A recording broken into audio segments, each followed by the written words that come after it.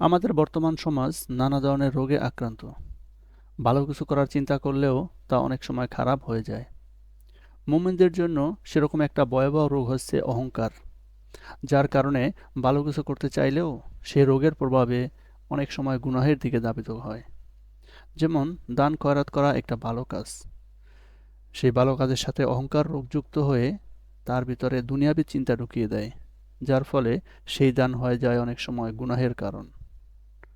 আল্লাহ তাআলা পবিত্র কোরআনে বলেন, হে মুমিনগণ, তোমরা খোঁটা ও কষ্ট দেওয়ার মাধ্যমে তোমাদের সাদাকা বাতিল করো না সে ব্যক্তির মতো যে তার সম্পদ ব্যয় করে লোক দেখানোর উদ্দেশ্যে এবং বিশ্বাস করে না আল্লাহ ও শেষ দিনের প্রতি। অতএব তার উপমা এমন একটি মসৃণ পাথর যার উপর রয়েছে মাটি, অতঃপর তাতে প্রবল বৃষ্টি পড়ল, ফলে তাকে একেবারে পরিষ্কার করে ফেলল। তারা যা অর্জন করেছে তার মাধ্যমে তারা কোনো কিছু করার ক্ষমতা রাখে না, আর আল্লাহ কাফির জাতিকে হেদায়েত দেন না। সূরা আল বাকারা আয়াত 264। এই আয়াতে আল্লাহ তাআলা মুমিনদেরকে সতর্ক করে বলেছেন যে তারা যেন তাদের দান সাদাকা এমনভাবে না করে যাতে তা বাতিল হয়ে যায়।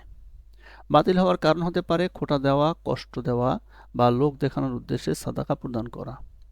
এই আয়াতের মাধ্যমে আল্লাহ নির্দেশ দিয়েছেন যে সাদাকা বা দান করার সময় অন্তরের বিশুদ্ধতা এবং পরিপূর্ণ ইখলাস থাকতে হবে। যারা আল্লাহ ও পরকালকে বিশ্বাস করে না, শুধু মানুষের প্রশংসা পাওয়ার জন্য দান করে, তাদের দান গ্রহণযোগ্য নয় এবং দান করার পর তা মানুষের মনে অপমান ও কষ্ট সৃষ্টি করে, তাদের দান বরবাদ হয়ে যাবে।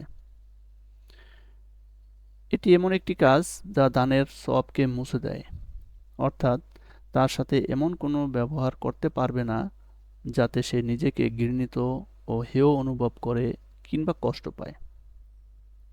আলোচ্য আয়াতে আল্লাহ তাআলা একটা উপমা দিয়েছেন। এখানে বর্ষণ বলতে দান সদাকা এবং পাথরখণ্ড বলতে যে নিয়তে দান সদাকা করা হয়েছে তাকে বোঝানো হয়েছে। মাটির আস্তর বলতে সৎকর্মের বাহিরের কাঠামোকে বোঝানো হয়েছে, যার নিচে লুকিয়ে রয়েছে নিয়তের গলদ।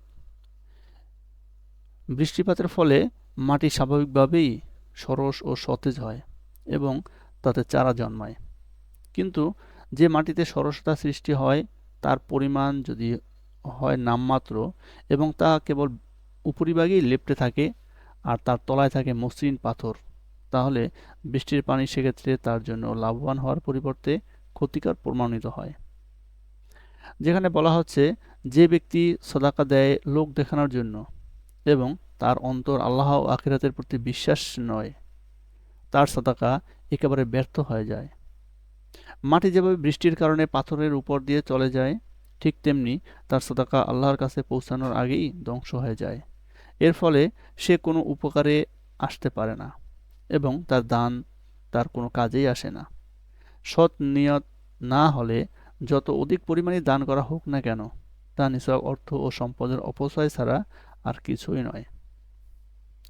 এখানে আল্লাহ জানিয়ে দেন, যে ব্যক্তি কাফির বা অবিশ্বাসী এবং যিনি আল্লাহ ও আখিরাতের প্রতি বিশ্বাসী নন, তাদেরকে আল্লাহ হিদায়াত বা দিক নির্দেশনা দেন না।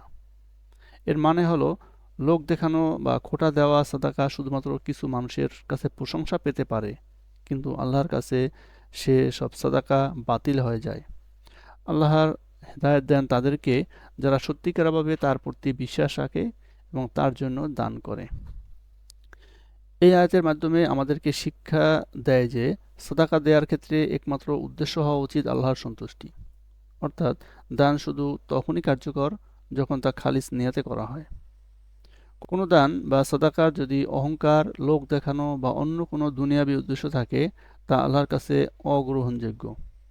দানের উদ্দেশ্য হতে হবে আল্লাহর সন্তুষ্টি। তাই আমাদের উচিত সাদাকা দেওয়ার সময় আন্তরিকতা, গোপনীয়তা এবং আল্লাহর জন্য নিবেদিত মন দিয়ে তা করা। এবং এই আয়াত আমাদেরকে আরও স্মরণ করিয়ে দেয় যে আমাদের সাদাকা বা দান শুধুমাত্র আল্লাহর জন্য হতে হবে এবং আমাদের হৃদয় বিশুদ্ধ থাকতে হবে। দান করার পর উপহাস বা কষ্ট দেয়া দানের সওয়াব নষ্ট করে। কোনো ধরনের খোঁটা বা কষ্ট দিলে বা লোক দেখানোর উদ্দেশ্যে সাদাকা করলে তা কোনো লাভে আসে না। লোক দেখানো দান কেবল অন্তরে রিয়া নামক রোগ সৃষ্টি করে, যা পাপ। এই আয়াত আমাদেরকে শেখায় দান তখনই গ্রহণযোগ্য হয় যখন তা আল্লাহর সন্তুষ্টির জন্য এবং আন্তরিক নিয়তে করা হয়। উপহাস, কষ্ট দেওয়া বা লোক দেখানোর মতো আচরণ আমাদের দানের সওয়াবকে বরবাদ করে দেয়। আল্লাহ আমাদের সবাইকে সঠিক নিয়তে দান করার তৌফিক দান করুক। আমিন। আসসালামু আলাইকুম ওয়া রাহমাতুল্লাহ।